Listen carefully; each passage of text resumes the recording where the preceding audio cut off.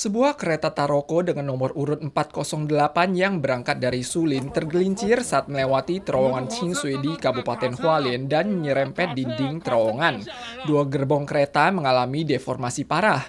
Hingga berita ini diturunkan, sedikitnya 48 orang telah diketahui tewas dan ratusan lainnya cedera. 我们的火车撞到这个卡车了，整个火车已经和平隧道。这边是什么地方啊？ 清水隧道这里出状况。 Menurut investigasi, pihak pemadam kebakaran kereta Taroko yang berangkat dari Sulin menuju ke Taitung ini tergelincir saat melewati terowongan Qingsui di Kabupaten Hualien. Dinas kebakaran dari Taipei, Kota New Taipei, dan Ilan turut dikerahkan dalam upaya penyelamatan ini. Insiden menyebabkan gerbong keempat dan kelima mengalami deformasi. Banyak penumpang menunggu bantuan dalam terowongan gelap, sedangkan yang berhasil lolos berupaya untuk menghubungi pihak keluarga. Kini diketahui bahwa masinis kereta telah tewas. Presiden Tsai Ing-wen menginstruksikan agar semua unit yang terkait untuk memberikan pertolongan optimal. TRA berasumsi bahwa truk perusahaan tidak terhenti sehingga tergelincir dan menabrak kereta Taroko.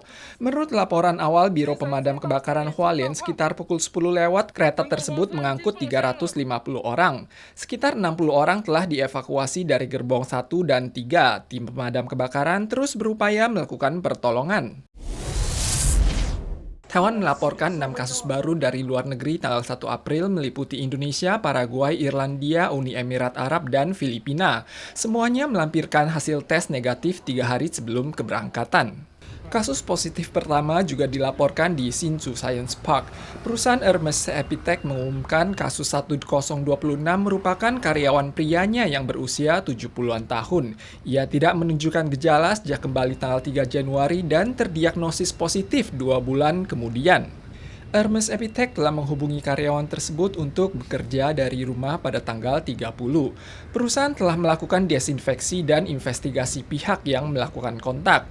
Pihak yang dimasukkan dalam daftar karantina pribadi merupakan staf internal. Setelah masa karantina berakhir, mereka wajib melampirkan hasil tes PCR negatif dan mendapatkan persetujuan sebelum kembali ke kantor. Cuaca cerah berawan menyelimuti seluruh wilayah pada hari pertama liburan Qingming. Namun ada beberapa kota dan kabupaten perlu waspada suhu tinggi. Biro Cuaca Pusat mengeluarkan peringatan suhu tinggi warna kuning pada area pegunungan atau lembah dan sungai kota Tainan dan Kaohsiung. CWB juga mengeluarkan peringatan kabut tebal. Kinmen, Matsu, pantai utara Keelung, dan wilayah barat mudah timbul kabut sporadis atau jarak pandang terbatas akibat pengaruh awan rendah.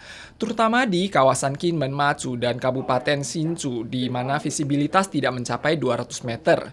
Hujan singkat berkala berpeluang terjadi di wilayah timur atau area pegunungan wilayah barat pada sore hari. Cuaca cerah terjadi pada 2 hari pertama liburan Qingming. Suhu tinggi berpeluang mencapai 30 derajat Celcius. Suhu pada wilayah barat relatif lebih tinggi hingga tanggal 4. Suhu di wilayah utara dan timur laut beralih sejuk akibat menguatnya angin monsun timur laut.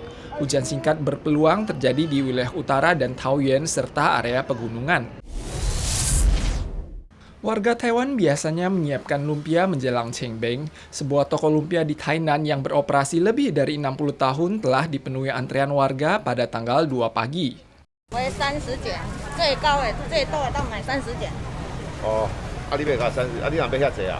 太好吃了啊。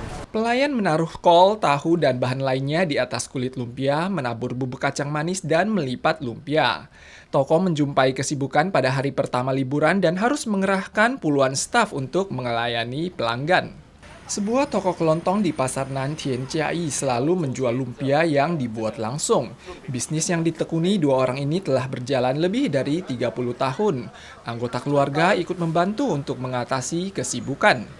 Walau Qingming jatuh pada tanggal 4, banyak warga yang membeli lebih awal bukan hanya untuk sekedar sesajen, namun juga karena cita rasa khas ini.